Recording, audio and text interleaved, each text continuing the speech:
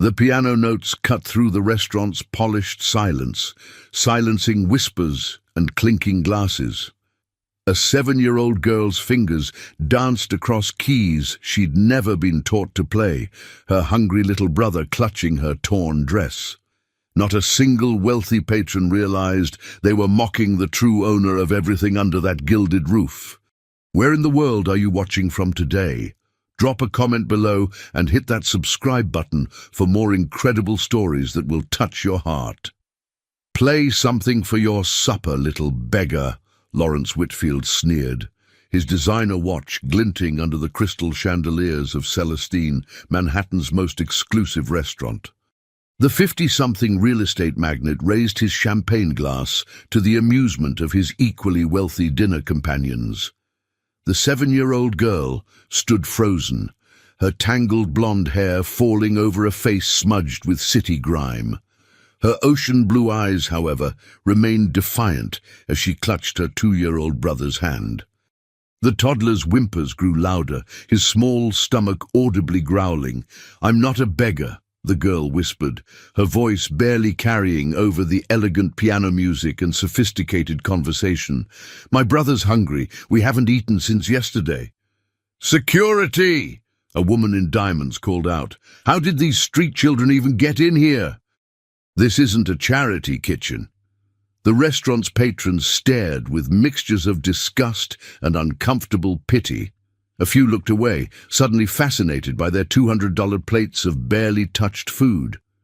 "Wait," Whitfield's voice cut through the murmurs. A cruel smile crossed his face as he gestured toward the grand piano in the corner. "I said, play something for your supper, the piano. If you entertain us, maybe, just maybe, I'll let you have the scraps from my plate." Laughter rippled through his table. The security guard who had appeared hesitated, looking to the restaurant manager for direction. "My brother is really hungry," the girl repeated, more desperate now. "Play or leave," Whitfield said dismissively, already turning back to his companions. "And honestly, leaving is the better option for everyone's appetite." The girl's shoulders slumped. Then, without warning, she straightened, her chin lifting with unexpected dignity. Still holding her brother's hand, she walked with surprising grace toward the gleaming black grand piano. The restaurant fell into curious silence. What's she doing? This should be good. Someone stop this before she damages the Steinway. The little girl helped her brother climb onto the bench beside her. She stared at the keys for one long moment, then placed her small, dirty fingers upon them. The first note hung in the air like a question. The second answered it. By the third, every conversation in the restaurant had stopped. Claire Hoffman, the restaurant's manager, froze with a phone in hand. She had been about to call child services, but now she couldn't move.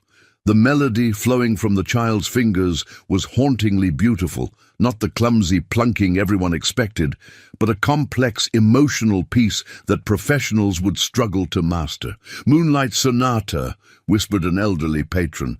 "Beethoven, but how?" The girl's playing transformed the restaurant. Her small brother stopped crying, watching his sister's hands with wonder. Even Whitfield's smirk had disappeared, replaced by genuine astonishment. Claire approached the piano slowly, as if in a trance. Something about the child's profile, the curve of her jaw, the determined set of her small shoulders. It triggered a memory. She had seen photographs of someone who looked remarkably similar. "What's your name, sweetheart?" Claire asked softly when the girl paused between movements. The child looked up, her intense blue eyes meeting Claire's. Eleanor Montgomery, and this is my brother, James." Claire's hand flew to her mouth. Montgomery, it couldn't be. The Montgomery estate had been the talk of financial circles for years after the tragic accident. Billions in assets frozen, lawyers battling over control, the heirs supposedly killed alongside their parents. But if this child was who her name suggested, "Why did you come here tonight, Eleanor?" Claire asked carefully. The girl's eyes flicked toward Whitfield's table, then back to Claire. The letter said this was my parents' favorite place, and that everything here belongs to me now. A waiter dropped a glass somewhere in the stunned silence that followed. The crash seemed to punctuate Eleanor's words. "What letter?" Claire whispered. From her worn coat pocket, Eleanor produced a wrinkled envelope. Inside was a formal-looking document with an embossed seal. Claire scanned it quickly, her face growing paler with each line. When she finally looked up, her eyes were wide. "Mr. Whitfield," she called across the restaurant, her voice shaking slightly. "I believe you just offered the restaurant's owner your leftovers." And just like that, the balance of power in the room shifted dramatically, but the true earthquake was still to come. Have you ever wondered what it feels like when your entire world flips upside down in a single moment? When the person you mocked becomes the one who holds your fate in their small hands? Lawrence Whitfield was about to find out. "This is absurd," Whitfield sputtered, his face flushing crimson as he stalked toward the piano. "Some street urchin walks in with a forged document and you're all falling for it?" He snatched the paper from Claire's hand, scanning it with increasingly furious eyes. Eleanor remained perfectly still on the piano bench, one arm protectively around her little brother, who had begun to whimper again. "I'm hungry, Ellie," James mumbled, burying his face against his sister's threadbare coat. "I know, Jamie," she whispered back. "Just a little longer." The restaurant had descended into chaos, wealthy patrons whispering urgently, phones discreetly recording, staff hovering uncertainly. Claire Hoffman stood her ground, even as Whitfield thrust the document back at her. "Call security and remove them," he demanded. "This is clearly a scam. I've personally handled Montgomery Group acquisitions for years. The Montgomery children died with their parents in that yacht accident off the coast of Italy. Everyone knows that." But Claire was already dialing a different number on her phone. "Mr. Preston, yes, this is Claire Hoffman from Celestine. I need you to come immediately. Yes, I believe they're alive. Eleanor and James. They're here, and they have the letter." The look on Whitfield's face shifted from outrage to something more calculating. "Who are you calling?" "The Montgomery family attorney," Claire replied, not bothering to hide the tremor in her voice. "Unlike you, Mr. Whitfield, I actually knew Victoria and Richard Montgomery. They dined here twice a month for 15 years. And that little girl at the piano, she has her mother's eyes, exactly her mother's eyes." Eleanor's fingers began to move across the keys again, this time playing a simple, haunting melody that seemed to cut through the tension in the room. "She even plays like Victoria," Claire added softly. A distinguished older man in an impeccable suit appeared at the restaurant entrance less than 12 minutes later. His silver hair was immaculately styled, but his face showed signs of having dressed in haste. When his eyes landed on the children at the piano, he stopped dead, one hand gripping the maitre d's podium for support. "My God," he whispered. Eleanor stopped playing as the man approached. Her face remained serious, but a flicker of recognition crossed her features. "Mr. Preston," she said formally, as though greeting an old friend. "You look older than your pictures." The attorney knelt before the piano bench, his eyes searching the children's faces with unconcealed emotion. "Eleanor, James, we thought everyone believed." He seemed unable to complete his sentences. Instead, he reached out a tentative hand toward Eleanor's cheek, stopping just short of touching her. "How did you survive? Where have you been for 3 years?" "The boatman took us," James piped up unexpectedly. "The bad boatman." Preston's expression hardened. "What boatman?" Eleanor shot her brother a warning look. "Not here," she said with surprising maturity. "Too many people are listening, and Jamie needs food." The attorney nodded immediately, standing and turning to face the crowded restaurant. "Ladies and gentlemen, I apologize for the disruption to your evening. I am Harold Preston, senior partner at Preston, Winters and Hall, and longtime counsel to the Montgomery family." I can confirm that these children are indeed Eleanor and James Montgomery, the presumed deceased heirs to the Montgomery fortune.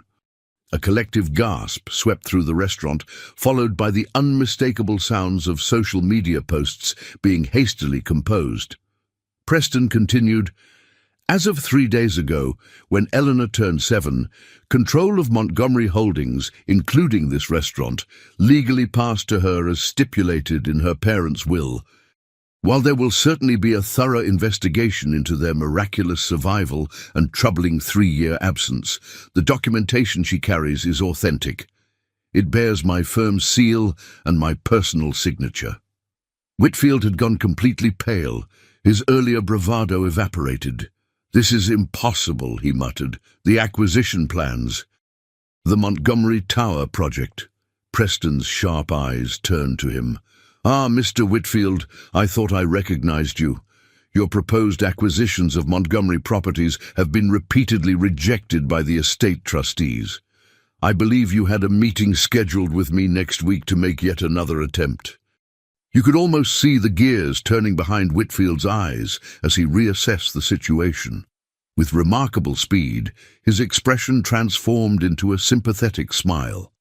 "This is extraordinary news," he said, approaching the children. "To think that these poor darlings have been alive all this time, what a blessing.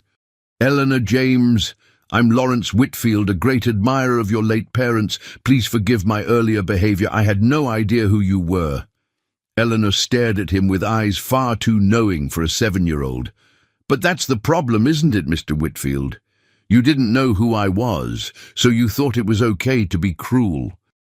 And a hush fell over the restaurant again. Out of the mouths of babes, indeed. "Have you ever noticed how quickly people change when they discover you have something they want?" Eleanor continued, her young voice carrying clearly through the silent room. "When we came in hungry, we weren't human to you.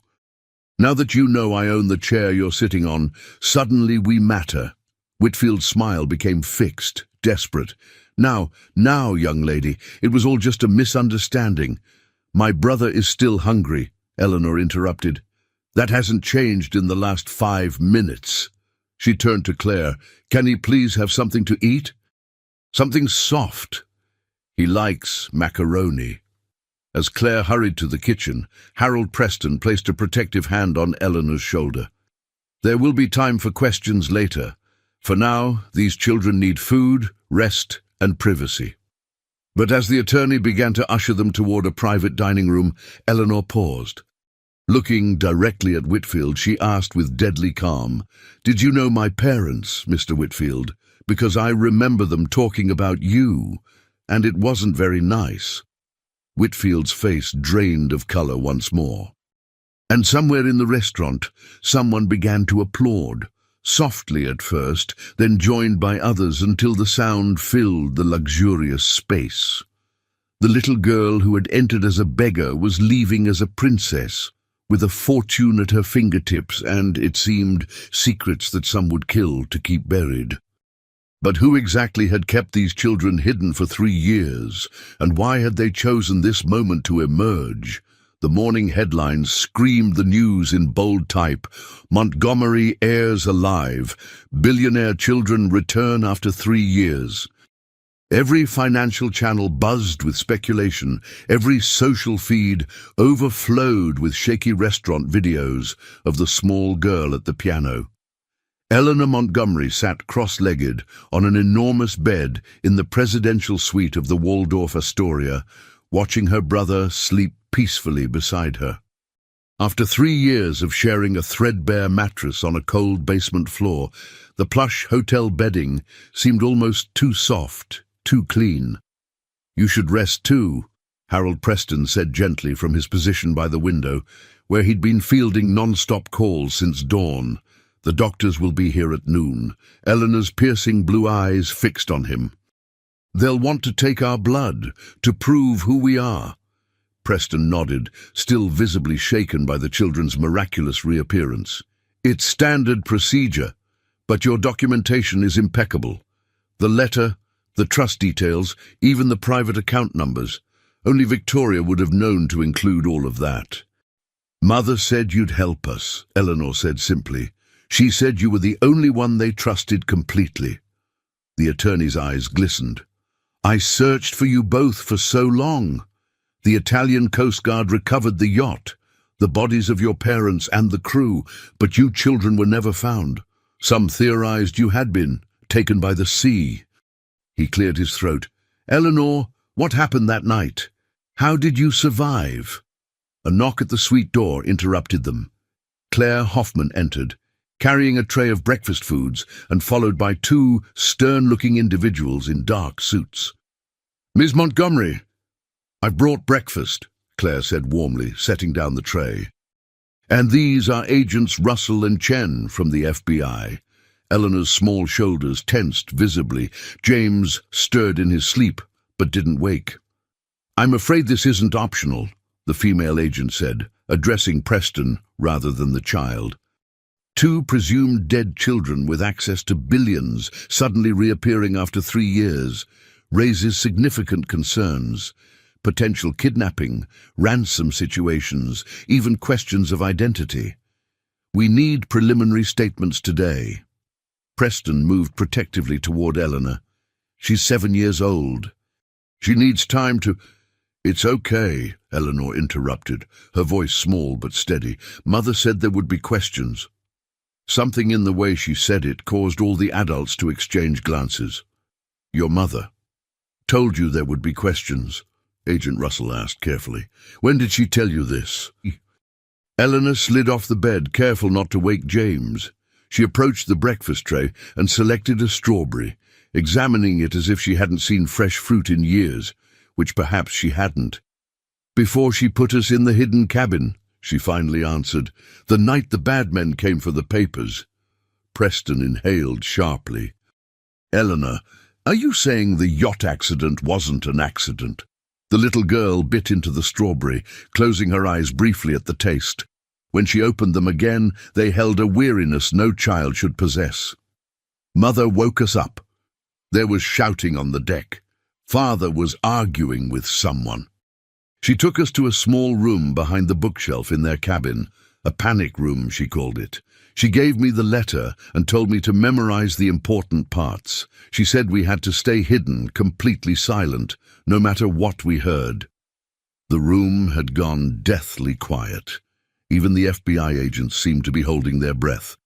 And what did you hear, Eleanor? Agent Chen asked gently. Eleanor placed the strawberry stem carefully on the tray. Gunshots, 4 of them, then splashing, then nothing for a very long time. Her voice remained eerily detached, as if she were reciting something from a storybook rather than her own traumatic experience. When we finally came out, the boat was empty, just red on the decks. The yacht was drifting. Then another boat came alongside. Men boarded. They were looking for something. Papers, they kept saying. Where are the Montgomery papers? Oh my God, Claire whispered, hand covering her mouth. They searched for hours, Eleanor continued. They never found the panic room. Then one of them said they should sink the yacht, make it look like an accident. Another one, he had a voice like gravel. He said no, that would draw too much attention. Better to make it look like pirates. Preston had gone completely pale. And then? They found some of the crew hiding in the engine room. I could hear the sounds. Eleanor paused, her small face betraying emotion for the first time. They put the bodies on the deck, set a fire in the galley, then they left. But one of them came back. She looked up, eyes haunted. The boatman. He found our hiding spot when the smoke made James cough. Who was he, Eleanor? Did you know him? Agent Russell pressed. The little girl shook her head.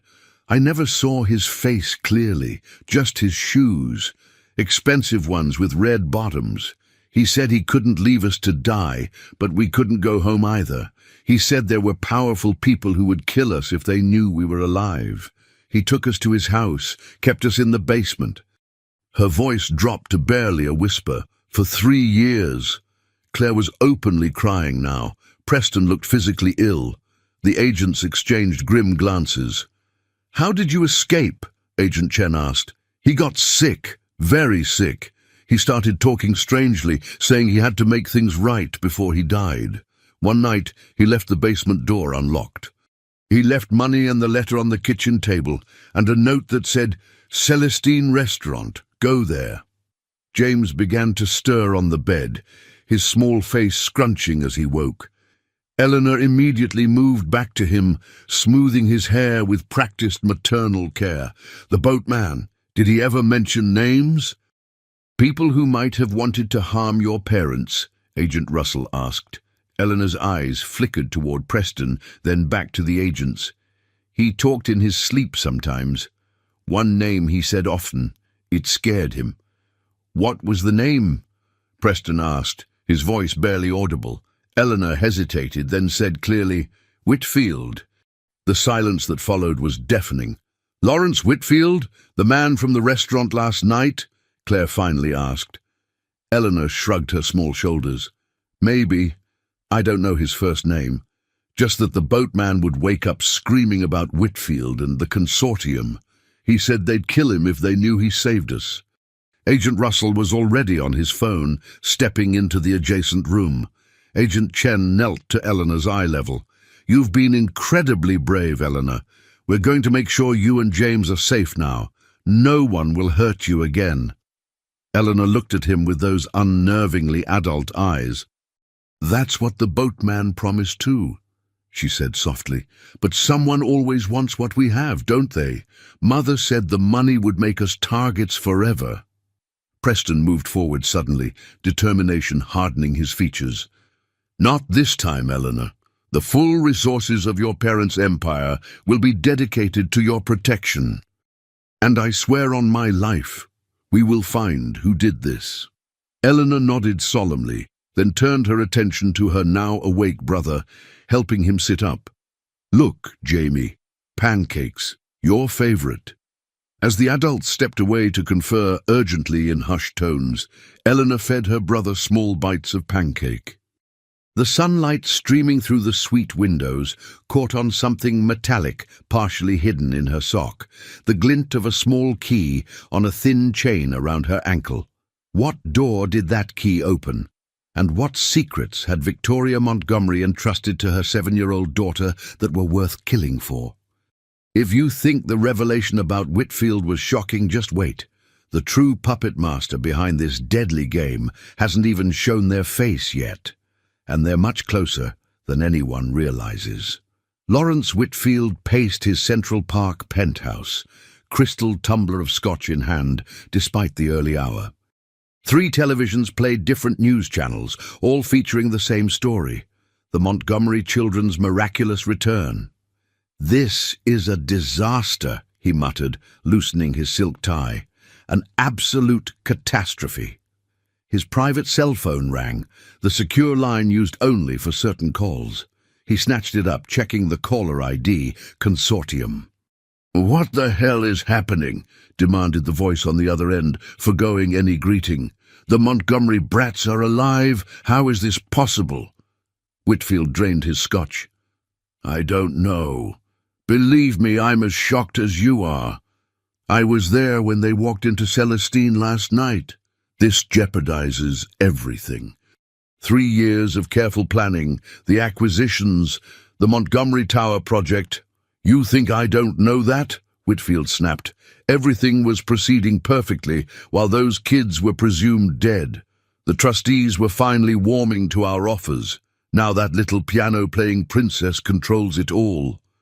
There was a long pause on the line. "The children were supposed to have died on that yacht."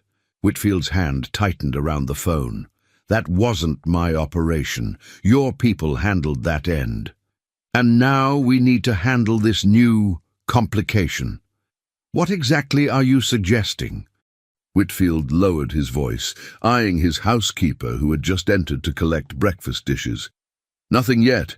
We need information first. Where have they been? What do they know? Most importantly, do they have the documents?" The housekeeper paused almost imperceptibly while stacking plates, then continued her work. I'll see what I can find out, Whitfield promised. Preston is guarding them like a hawk, and now the FBI is involved. Use the judge. He owes us. I'll make the call. Whitfield ended the conversation as his housekeeper left the room. He poured another scotch, hands shaking slightly.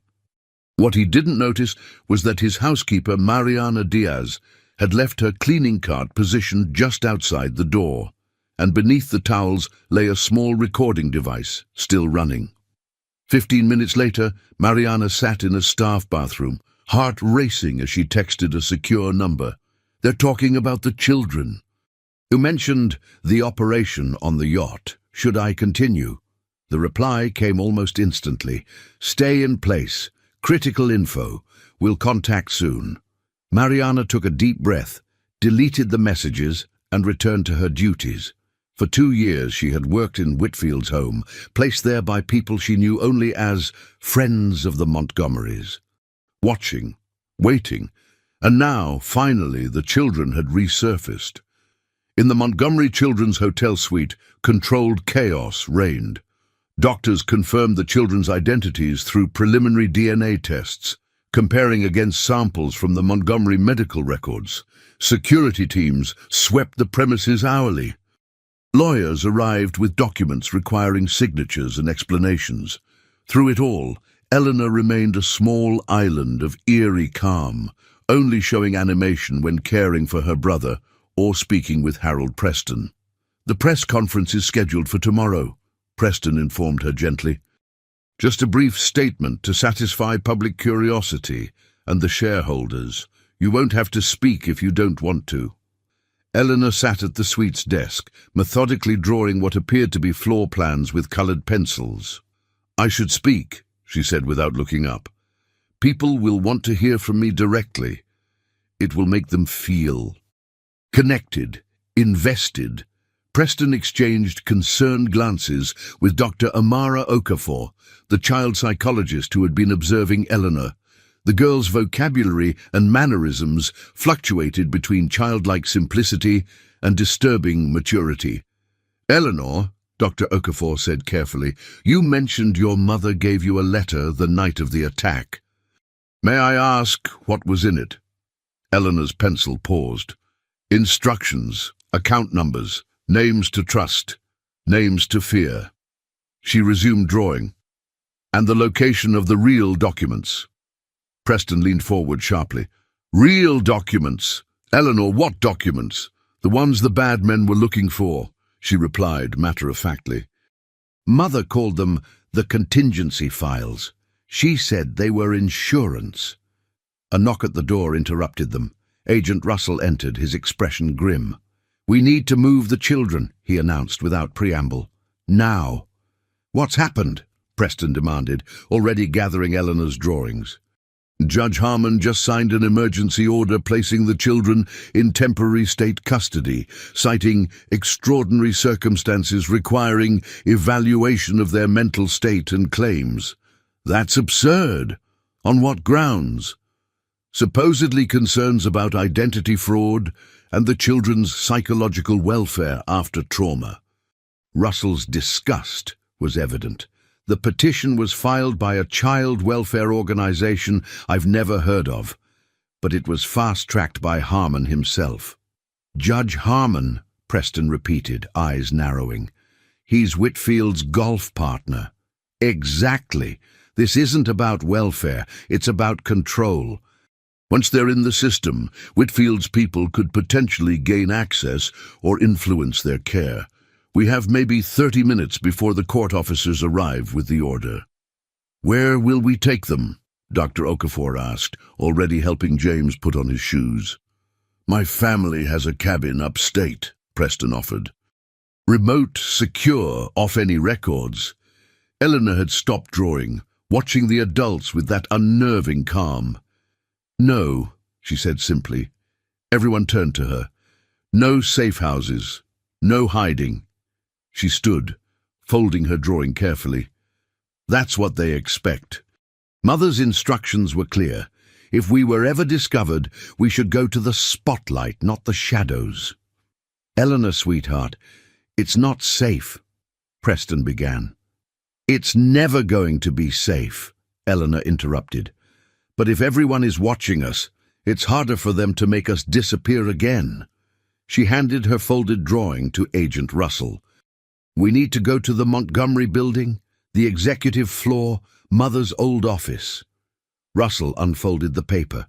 It wasn't floor plans after all, but a detailed diagram of what appeared to be a hidden wall safe, complete with measurements and a complex numerical sequence. "What is this?" he asked. "The contingency files," Eleanor replied. "The real insurance policy. If we get those, we can stop running." Preston stared at the child, realization dawning. "Victoria didn't just tell you where to find help. She told you everything." Eleanor nodded solemnly. "She made me memorize it all. Every night in the dark, for weeks before the yacht trip. Names, numbers, security protocols. She said knowledge was the only thing they couldn't take from me." Her small face hardened. She was right. The boatman took everything else. Agent Chen appeared in the doorway. "Court officers are downstairs. Lobby security is stalling them, but we're out of time." Russell made a swift decision. "We go to the Montgomery building, now." Through the service exit. As they hurried the children through the hotel's back corridors, Eleanor kept firm hold of her brother's hand. When they reached the loading dock, a hotel laundry van waited with its door open. "I'm scared, Ellie," James whispered as they climbed in. Eleanor squeezed his hand. "Don't be. Remember what I told you. The bad men only win if we're afraid." As the van pulled away, Eleanor looked back at the hotel just in time to see men in suits rushing out the front entrance, searching frantically. Among them was a face she recognized instantly, even from a distance: Lawrence Whitfield.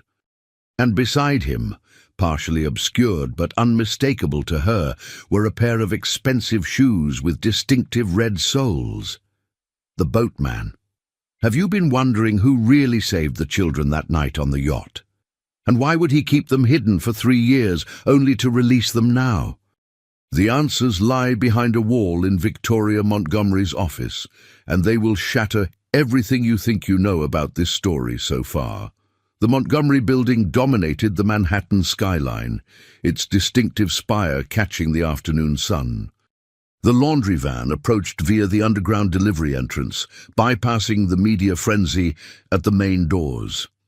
"Security will be tight," Preston warned as they prepared to exit. "But as legal executor of the Montgomery estate, I have access codes. We should be able to reach Victoria's office without alerting the executive floor." Eleanor clutched her brother's hand, eyes darting to shadows as they moved from the van to a service elevator. The child's hypervigilance broke Dr. Okafor's heart. No 7-year-old should scan rooms for threats with such practiced precision. "Almost there, sweetheart," the psychologist assured her. Eleanor nodded, but her body remained tense. "They'll be expecting us to come here eventually." "Who will?" Agent Russell asked sharply. "The consortium," Eleanor replied. "The boatman said they have people everywhere, especially here." The elevator ascended silently to the 87th floor. When the doors opened, they revealed a reception area frozen in time. Dust covers on furniture, personal items still arranged as if their owners had just stepped away. After Richard and Victoria Montgomery's deaths, the executive floor had been preserved pending estate resolution. "This way," Preston directed, leading them past empty offices. "Victoria's suite is at the end of the hall." Eleanor moved with surprising confidence through the space, as if she'd walked these corridors before. When they reached the impressive double doors of the CEO's office, Preston entered a code, then pressed his thumb to a biometric scanner.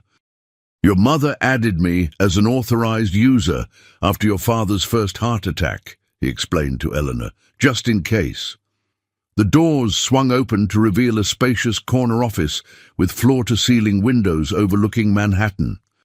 Unlike the reception area, this room appeared recently cleaned, with no dust on the massive desk or leather furniture. "Someone's been here," Agent Chen observed, immediately on alert. Eleanor ignored the adult's concern, walking directly to a large abstract painting on the eastern wall. "Help me move this," she requested, her small hands already on the frame's edge. Preston and Russell carefully removed the canvas, revealing a standard wall safe. Eleanor shook her head.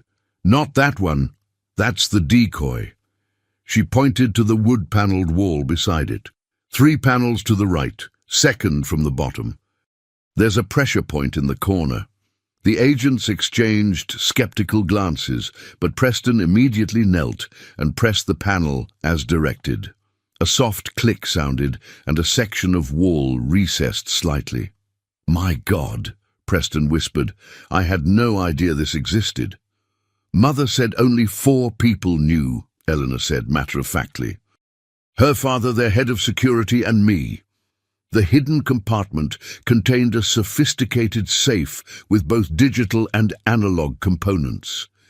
Eleanor stepped forward with confidence and entered a 14-digit sequence from memory.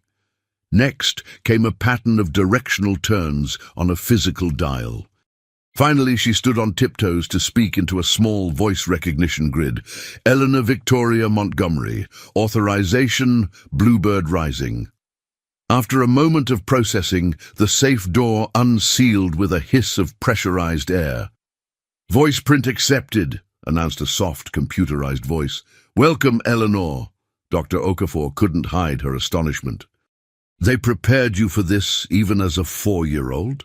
Eleanor reached into the safe, removing a slim titanium case. "Mother said some families have fire drills. Ours had contingency protocols." Her small fingers traced the case's edges. "Father thought it was too much for children our age. They argued about it." The room fell silent as Eleanor placed the case on her mother's desk and opened it using a small key, the one she had kept hidden on the chain around her ankle. Inside lay several items: a sealed external hard drive, a stack of documents, and a letter addressed simply, "To whom it may concern." Preston reached for the letter, but Eleanor stopped him. "Before you read anything, you should know what Mother told me. She said once this case is opened, we cross a point of no return." "What does that mean?" Agent Russell asked.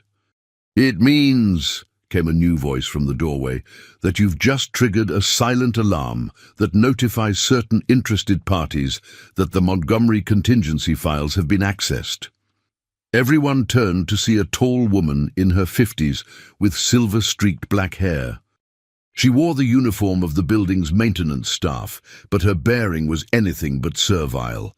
Agent Russell immediately drew his weapon. "Federal agent! Hands where I can see them!" The woman complied calmly, seemingly unfazed by the gun. "You can call me Diana. I've been waiting 3 years for this moment." Her eyes found Eleanor. "Hello, sweetheart. You followed your mother's instructions perfectly." Eleanor's face showed the first genuine emotion they'd seen, recognition, followed by relief. "You're the hummingbird," she whispered. Diana nodded, a sad smile crossing her face. "Victoria's backup plan?" "I've been monitoring the building systems, waiting for someone to access this safe." She addressed the agents. "You can verify my identity with fingerprints. Diana Chen, former Naval Intelligence, now private security. Victoria Montgomery hired me 7 years ago when she first suspected her husband's business partners were involved in illegal activities." Preston lowered himself heavily into a chair. "Victoria suspected Richard's partners. Why didn't she come to me?" "Because she wasn't sure who she could trust," Diana replied. The consortium had infiltrated everything: law firms, security teams, even family friends. She looked pointedly at Preston. She needed to be certain before she moved against them. Eleanor had opened the hard drive case, revealing a biometric scanner. Without hesitation, she pressed her thumb to it. "Mother said this contains everything." The proof. Diana nodded. Financial records, offshore accounts, recorded conversations, evidence of bribery, money laundering, and worse.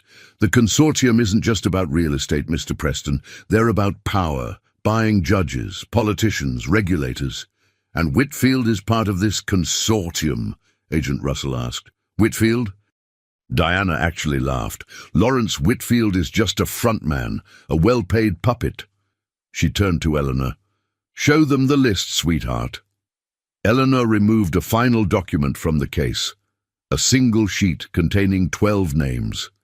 She handed it to Preston, whose face drained of color as he read. This can't be right, he whispered. These people, they're the most respected business leaders in the country. Judge Harmon, Senator Mitchell, even. His voice faltered. Even me, came yet another voice from the doorway. Harold Preston's longtime partner, William Winters, stood there flanked by 2 armed security guards. Unlike Diana, he made no attempt to appear non-threatening. The guards' weapons were already drawn. "Hello, Harold," Winters said pleasantly. "I see our little runaways have led you on quite the treasure hunt." Preston stood slowly, positioning himself between the children and his partner of 30 years. "Will, what is this?"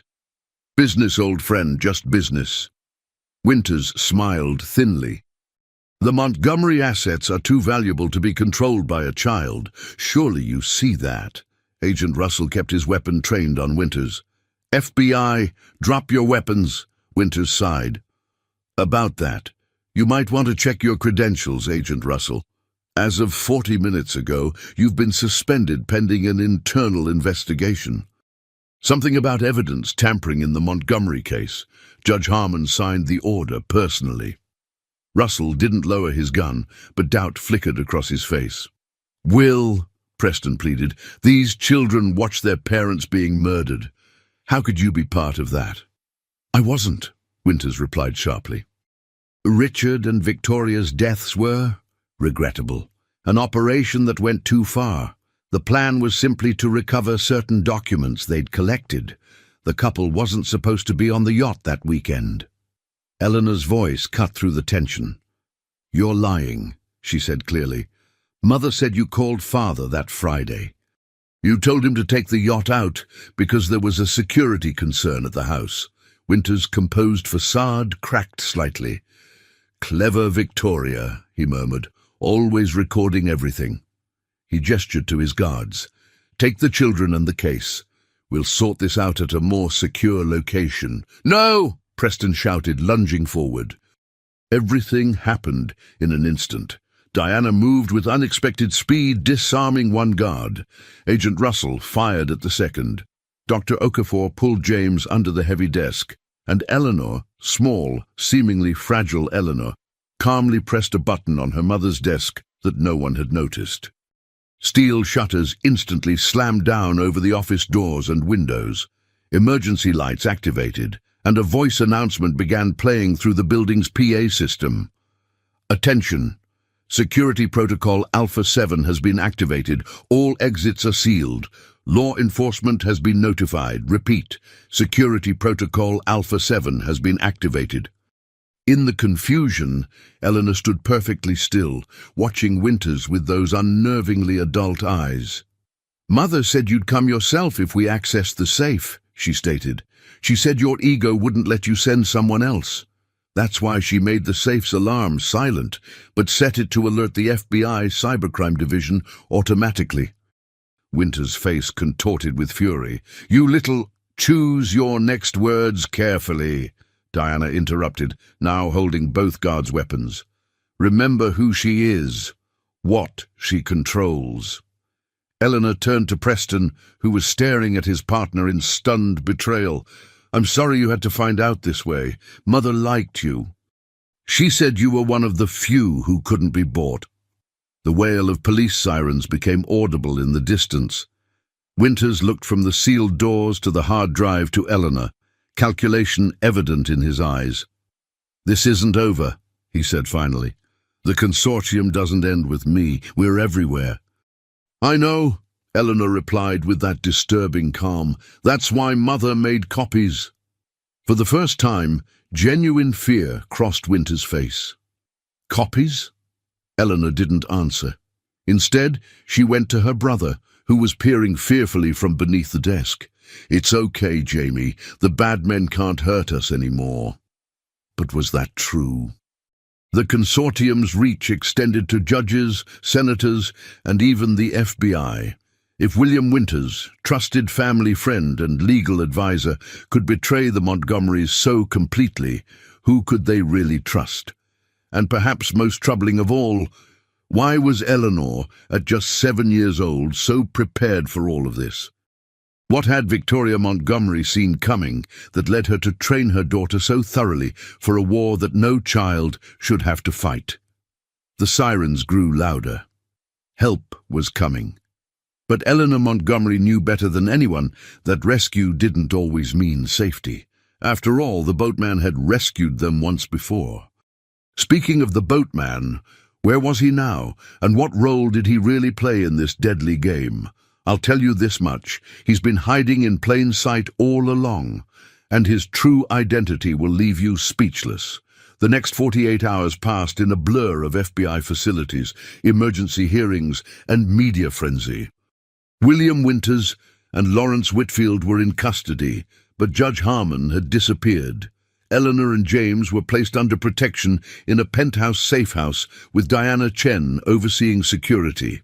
The consortium's reach was extensive, Preston reported. 5 major banks implicated, 2 hedge funds, even a sovereign wealth fund. Eleanor nodded absently. Have they found the boatman yet? No, the FBI is analyzing footage, but he seems to have vanished. Eleanor sat watching James play with toy cars. I'd know his voice and his shoes. He always wore expensive shoes with red soles. Louboutin, Diana commented. Not subtle for someone in hiding. He wasn't hiding from everyone, Eleanor replied. Just the consortium. He had money, nice clothes. He entertained sometimes. I could hear music through the basement ceiling. Did you ever hear guests' names? Diana asked casually. Sometimes. A Martin or Marvin, a woman named Sylvia who wore too much perfume. And someone important called Senator. Preston straightened. Senator? Did you hear which one? No, just Senator.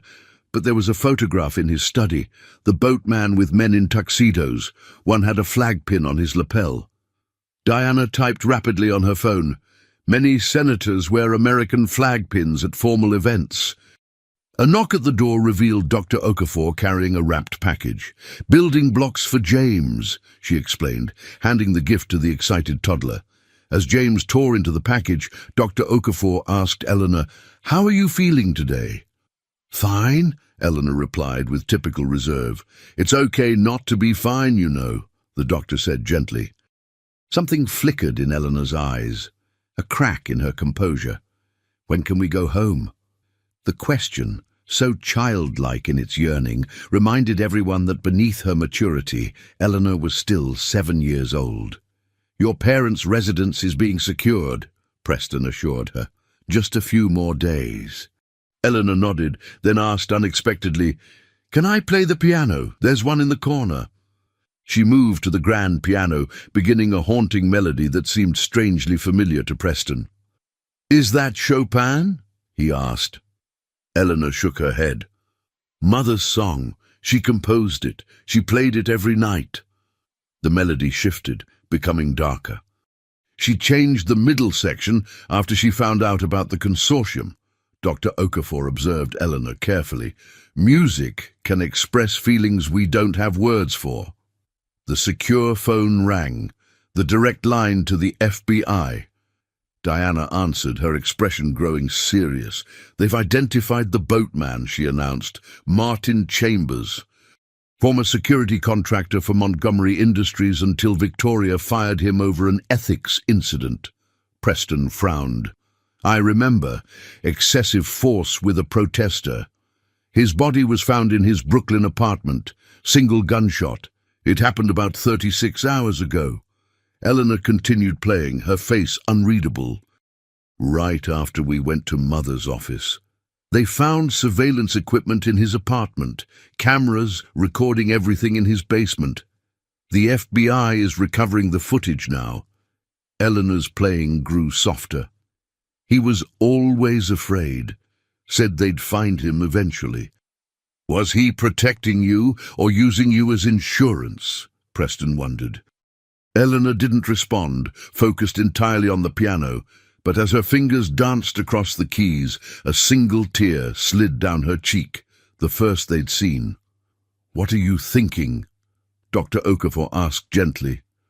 I'm wondering, she said softly, if I'll ever stop being afraid. It was her most vulnerable moment since reappearing, a glimpse of the frightened child beneath the composed facade. The secure line rang again. Diana answered, then turned to them with wide eyes. They've analyzed the surveillance footage, she reported. There's something you need to see. The surveillance footage filled the monitor, high-definition video of a sparse basement with 2 small beds. A timestamp read, April 17th, 2022, nearly a year after the yacht incident. Eleanor watched impassively as her younger self appeared, perhaps 5 years old then, reading to 4-year-old James. The audio captured her patient voice, explaining words he didn't understand. You were taking care of him even then, Dr. Okafor observed. Eleanor nodded. Someone had to. Martin Chambers entered the frame carrying food. This was their first clear view of the boatman. Mid-40s, fit, with close-cropped dark hair and a scar across his cheekbone. I knew him, Preston confirmed. He headed Victoria's security team for 3 years. On screen, Chambers awkwardly attempted conversation. Young Eleanor's responses were minimal and wary, but James smiled and offered a crayon drawing. He wasn't always cruel, present-day Eleanor commented. Sometimes he seemed sad, guilty. The next clip showed Chambers agitated, speaking into a phone. They're getting suspicious. I can't keep moving the money around. No, I haven't told them anything. They don't even know their parents are dead. Eleanor's expression remained unchanged, but James crawled into her lap, sensing tension. Another clip, Chambers drinking while watching news about Montgomery Industries. 50 billion, he slurred. 50 billion, and those kids are the only ones standing in their way. Diana paused the playback. He saved you partly from conscience, partly as leverage. Insurance policy, Preston agreed. If the consortium came for him, he could threaten to reveal you were alive. The footage resumed with Chambers from 6 months ago. The treatment isn't working. Doctors give me 6 months. Yes, I've made arrangements. The children will be released with the evidence once I'm gone. No, they can't trace it to you, Senator. Eleanor sat forward. Senator, from the photograph. The next clip showed Chambers staring at a photo, himself with 4 men, including an older gentleman wearing not an American flag pin, but a small gold elephant, the Republican Party symbol. That's Senator Robert Mitchell, Preston realized. He's on the consortium list. Diana nodded. Mitchell wasn't just any member. He was on the banking committee, with oversight of financial regulations affecting Montgomery Industries. The final clip showed a gaunt Chambers writing at his table, watching a news broadcast about a financial regulations vote in Congress. It's time, he said to himself. Can't take it to my grave. The footage ended. Silence fell as they processed the implications. Mitchell was Chambers' contact, Preston summarized, possibly his handler. But why expose everything now? Dr. Okafor wondered. Guilt, Eleanor said simply. Terminal illness clarifies priorities. Diana's phone buzzed. FBI raided Senator Mitchell's vacation home. He wasn't there, but they found something interesting, a private recording studio. Preston frowned. Mitchell isn't known for musical interests. No, Diana agreed, but Victoria Montgomery was. She turned to Eleanor. What if the music itself was part of the evidence? Eleanor's eyes widened slightly. The missing ending. Mother said music speaks when words become dangerous. Preston was already calling the FBI. We need a forensic musicologist. someone who can analyze Victoria's composition for embedded patterns or codes. Eleanor returned to the piano, playing her mother's piece with intense concentration. "It's not just music," she murmured. "Mother said true art always tells a story." James joined his sister. "Pretty music, Ellie," he said simply. Eleanor paused, looking at her brother. "Yes, Jamie, but I think it's also a message. Mother's last gift to us." As she played, Eleanor closed her eyes, listening deeply. Something in the pattern felt deliberate, mathematical almost. "Mr. Preston," she called. "Mother's office at home. Does it still have her music composition software?" "I believe so. Everything was preserved." "I need to see it," Eleanor insisted. "The digital files. There's something hidden in the architecture of the music." The secure line rang. Diana answered, then announced, "Senator Mitchell's private jet filed a flight plan.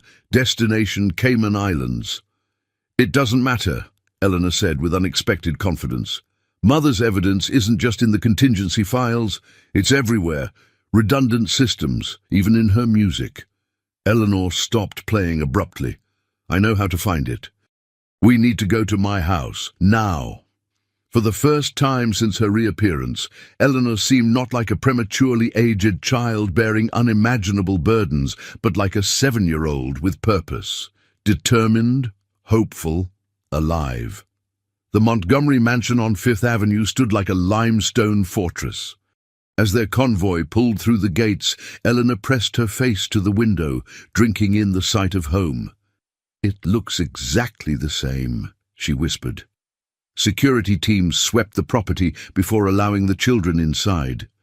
When Eleanor finally stepped through the front door, she froze, overwhelmed by memories. "Welcome home, Miss Eleanor, Master James," greeted an elderly butler, his composure cracking with emotion. Eleanor nodded solemnly. "Thank you, Edward." The FBI had established a command center in the library. Eleanor led them to the mansion's east wing, stopping before doors inlaid with musical notations in silver. Beyond was a musician's paradise, a concert grand piano, recording equipment, computers and instruments. Windows overlooked Central Park, flooding the space with light. Eleanor moved directly to the main computer. Mother's composition system was custom. She used it to score films sometimes, a hobby that became a side business. "I never knew Victoria scored films," Preston remarked, surprised. "Under a pseudonym," Eleanor explained. "She said it kept her creative soul alive." The system requested a password. Eleanor typed, "Blue Jay Rising Tree," without hesitation. "How many passwords did your mother make you memorize?" Diana asked. 17, Eleanor replied. "For different systems and contingencies." She opened a file labeled Requiem for Innocence. "This was her last major piece," she explained. "She worked on it obsessively before the yacht trip, but she never finalized the ending." A musicologist examined the composition. "This is extraordinarily sophisticated, classical structure with modern harmonics. The mathematical precision is remarkable." Eleanor pointed to the final movement. "This is where it stops, unfinished." As she searched through related files, Dr. Okafor pulled Preston and Diana aside. "I'm concerned about Eleanor's emotional state. She's completely focused on the investigation. It's not healthy." "What do you suggest?" Preston asked. "She needs time to be a child, to process trauma, to reconnect with normal life." Their conversation was interrupted by a cry from Eleanor. "Found it!" Mother hid the ending in a backup drive, disguised as system files. Mean. As the complete piece was prepared for playback, Eleanor suddenly looked uncertain. "What's wrong?" Preston asked. "What if there's no secret message?" she whispered. It was a rare moment of childlike vulnerability. Dr. Okafor seized the opportunity. "Even if that's the case, you've brought your mother's final composition back to life. That alone is a beautiful gift." Eleanor nodded slowly. "Play it." The haunting melody filled the studio. As it approached the previously missing finale, the musicologist observed, "The pattern changes here. She's using a different mathematical structure." Eleanor's eyes widened. "It's a cipher." "Mother taught me about musical ciphers, assigning letters to notes." The cryptography expert stepped forward. "Can you identify the cipher system?" Eleanor closed her eyes, concentrating. "It's not standard. It's something personal." Her eyes snapped open. "Try mapping chord progressions based on my birthday." Gradually, a message emerged. "Trust only the silent partner." Preston frowned. "The silent partner? What does that mean?" "In Mother's vocabulary, a silent partner is someone with influence, but no visible connection," Eleanor explained. "Someone hiding in plain sight." Diana reported, "Senator Mitchell's plane has been grounded. FBI is taking him into custody." Eleanor searched through more files, stopping at a charity gala photo from 5 years ago. Victoria and Richard stood center frame, surrounded by associates and friends, including Preston. And standing slightly behind him was his assistant, a young woman with auburn hair who'd been present at every major Montgomery event, a woman who now served as Eleanor's FBI protection coordinator, Special Agent Sylvia Winters, William Winters' daughter. "The perfume," Eleanor whispered, remembering her comment about the boatman's visitor named Sylvia who wore too much perfume. "It's her." On the security monitor, Eleanor spotted a figure approaching the front gates, Agent Sylvia Winters herself, arriving for her shift change. The trap was closing. But who was truly the hunter and who was the prey? "Don't react," Eleanor whispered to Preston, discreetly indicating the security monitor. "The silent partner is here." Preston looked confused. "Agent Winters, but she's been leading your protection detail." "Perfect position to monitor everything and everyone." Eleanor opened a different folder containing background checks, including one on Sylvia Winters, noting her relationship to William Winters, and conflict of interest potential, reassignment recommended. Victoria was planning to have her removed, Preston realized, but then the yacht incident happened. Diana checked her sidearm. "I'll alert the other agents discreetly." "No," Eleanor interrupted. "If we show suspicion, she'll disappear. We need her to reveal everything, including who else is involved." Preston stared at the child in astonishment. "Eleanor, this is too dangerous." "I've been handling dangerous people for 3 years," Eleanor replied coldly. "Let me finish what Mother started." She closed all files and plastered an innocent expression on her face. "Can I have ice cream now? James is hungry too." Dr. Okafor, understanding the strategy, played along. "Of course, sweetheart." Minutes later, they were in the kitchen when Sylvia Winters entered. "Settling in nicely," Sylvia observed with a smile that didn't reach her eyes. "It must feel wonderful to be home, Eleanor." Eleanor nodded, licking her spoon. "It's the best day ever. James got ice cream and I found Mommy's music." Sylvia's smile faltered. "Music?"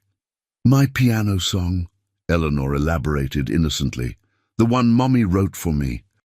But it was missing the ending. "How fascinating. Did you find the ending?" Eleanor shook her head. "It's still lost. But that's okay. I'll make up my own ending someday."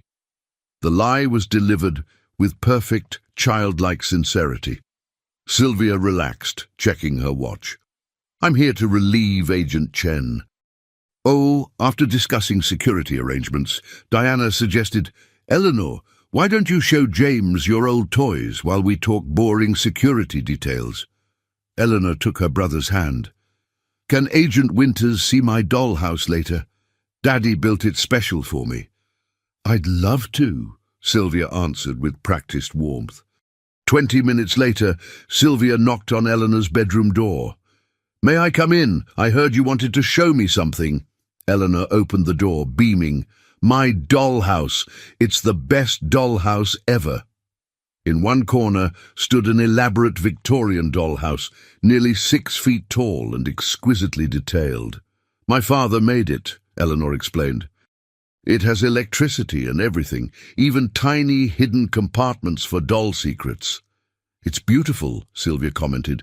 Your father was very talented. He said every house needs secret places, Eleanor continued innocently, like the panic room on the yacht. Sylvia froze. Panic room? The one where James and I hid. Mother put us in there, but the boatman found us later.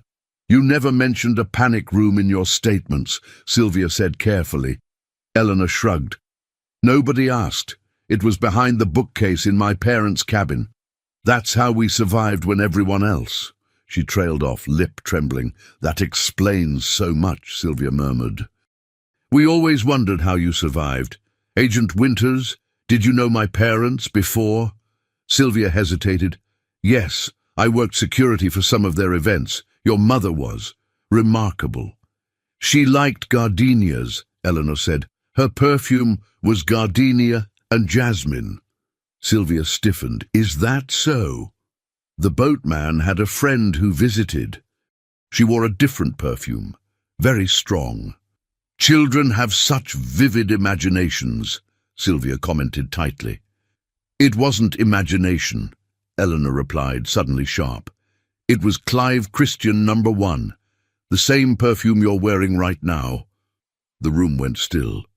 Sylvia's hand moved toward her jacket. I wouldn't, came Diana's voice from the doorway, her weapon already drawn. Hands where I can see them. Preston and 2 FBI agents appeared behind her. Sylvia assessed her options, then raised her hands. You have no idea what you're involving yourself in, she said coldly. This goes beyond your family, beyond the consortium. National interests are at stake. National interests, Preston repeated incredulously. Victoria and Richard were murdered, their children kidnapped.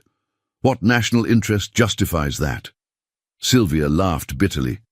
The Montgomery Quantum Computing Division was about to render all current encryption obsolete. Do you understand what that means for global power dynamics? So the consortium isn't just about real estate, Diana realized. It's about controlling technology.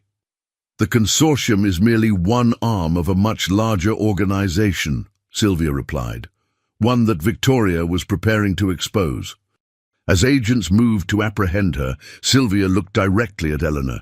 Your mother thought she was so clever with her musical codes, but she missed the most important player. The silent partner, Eleanor supplied, the one truly pulling the strings.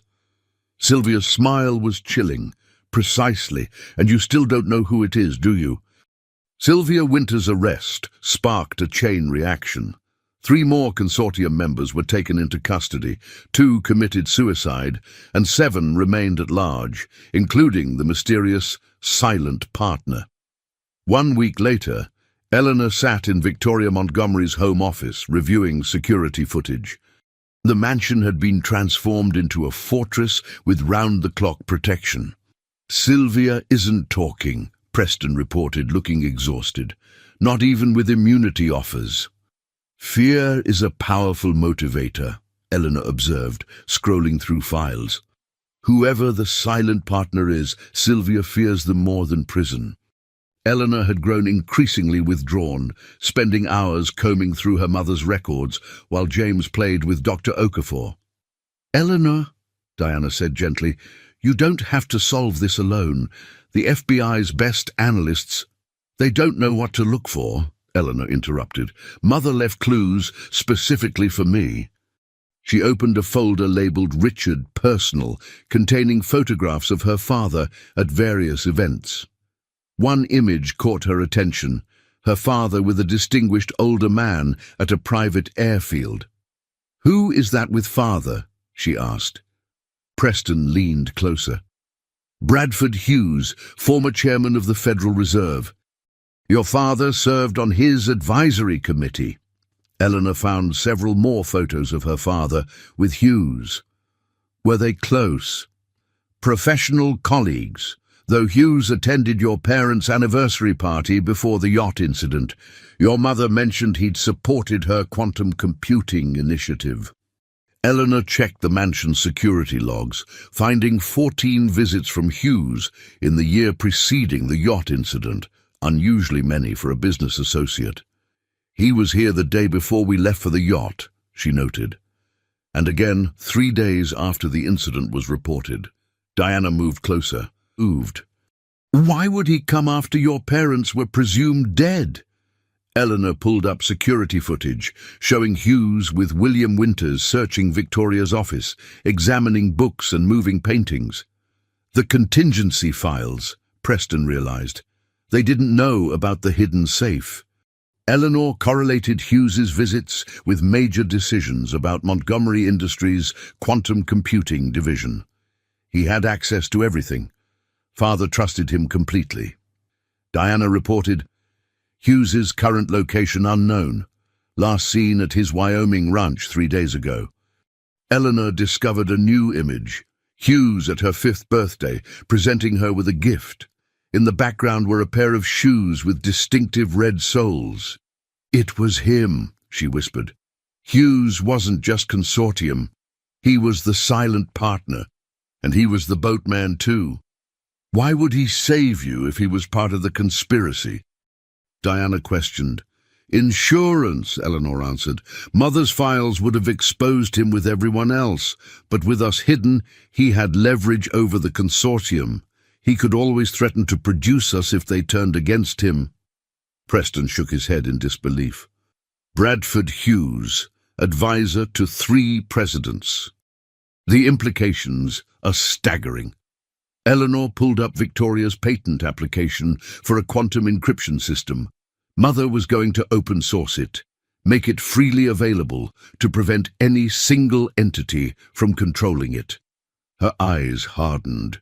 That's why they killed her, not for money but for power. 2 months later, Bradford Hughes was escorted into FBI headquarters in handcuffs, his dignified expression crumbling as cameras flashed. The evidence against him was overwhelming. In a secure location, Eleanor and James watched the news coverage.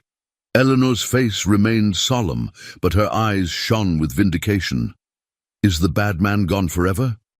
James asked. Eleanor hugged her brother close. "Yes, Jamie. He can't hurt anyone anymore."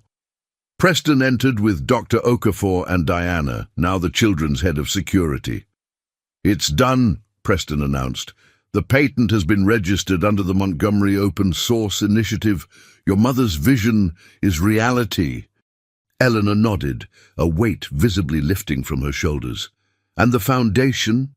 The Montgomery Children's Trust is established," Dr. Okafor confirmed, "with $2 billion to support children who have experienced trauma and loss." For the first time in perhaps years, Eleanor smiled genuinely, not a calculated expression, but a childlike smile of hope. "Mother would be pleased," she said. "She would be incredibly proud of you both," Preston corrected, his voice thick. Diana added, "The legal proceedings are complete.